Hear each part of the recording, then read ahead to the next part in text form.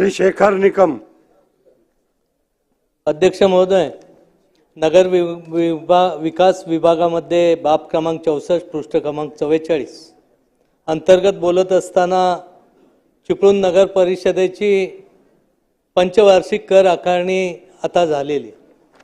सदर आकारणी स्थानिक लोकांच्या जवळजवळ आक्षेप अनेक आहेत, मोठ्या प्रमाणात नाराजी आहे, संताप आहे, लोक रस्त्यावर त्या संबंधी उतरले।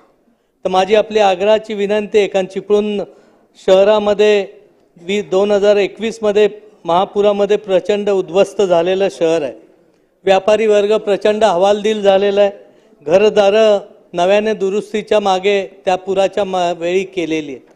त्यामुळे आज ही जी आकारणी केलेली आहे त्यामध्ये आदरणीय आम्ही सगळ्यांचं ज्यांच्याकडे लक्ष आहे किंवा जे आम्हाला न्याय देऊ शकतात ते आदरणीय एकनाथ शिंदे साहेब देखील इथं आहे। तर मला त्यांना विनंती आहे की चिपळूण शहरात ही जी आकारणी केलेली आहे त्या आकारणीबाबतचा फेरविचार व्हावा आणि लोकांना न्याय देण्याबाबतचं निश्चितपणे आपण लक्ष द्याल, हा विश्वास देखील या निमित्ताने मी व्यक्त करतो।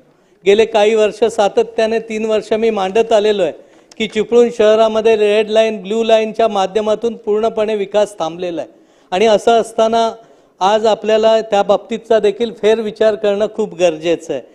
कारण जलसंपदाच्या वतीने पूररेषा ही कोणती ठोस व वस्तुनिष्ठ आकडेवारी न घेता ही आखलेली।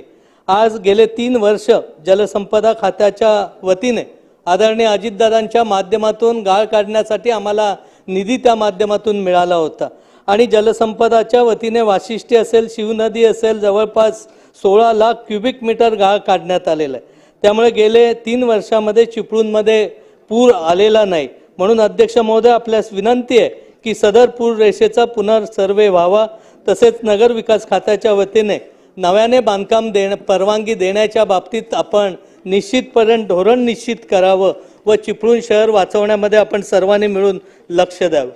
चिपळूण शहर नगर परिषदेची जी बिल्डिंग आहे ती मागच्या वेळच्या पुरामुळे किंवा सातत्याने पाणी भरल्यामुळे अतिशय शेवटच्या घटका मोजत आहे। माझी आजच्या आपल्या अध्यक्ष महोदय आपल्याला विनंती आपल्या माध्यमातून की सदरच्या इमारतीला 30 कोटी रुपयाचा खर्च अपेक्षित आहे, आपण तो मंजूर करण्याचा विचार शासनाच्या माध्यमातून निश्चितपणे आपण करावा।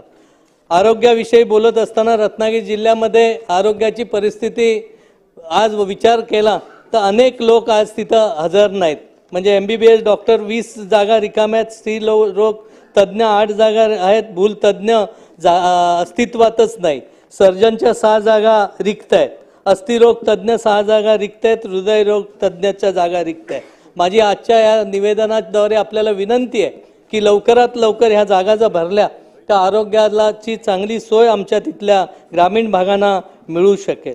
त्याचबरोबरीने देवरुखत माझ्या मतदारसंघात येतं, तिथं ग्रामीण रुग्णालय तालुक्याच्या ठिकाणी हे रुग्णालय उपजिल्हा रुग्णालयामध्ये जर आपण त्याला रूपांतरित केलं तर त्या तालुक्याचा देखील विकास चांगल्या पद्धतीने होईल। आज हायवे झालाय आणि हा हायवे झाल्यामुळे हायवेवर ट्रॉमा केअर सेंटरची नितांत गरज आहे। संगमेश्वरच्या सारख्या ठिकाणी ट्रॉमा केअर सेंटर आहे, परंतु पुरेसा स्टाफ आणि तिथल्या असलेल्या गैरसोयी याच्यामुळे सातत्यानं लोकांना समस्येला तोंड द्यावं लागतं। तरी या माध्यमातून या सर्व गोष्टीचा विचार व्हावा एवढी विनंती करतो। जय हिंद, जय महाराष्ट्र। टाइम्स डिजिटलला लाईक करा, शेअर करा, सबस्क्राईब करा आणि बेल आयकॉन दाबायला विसरू नका। Times digital.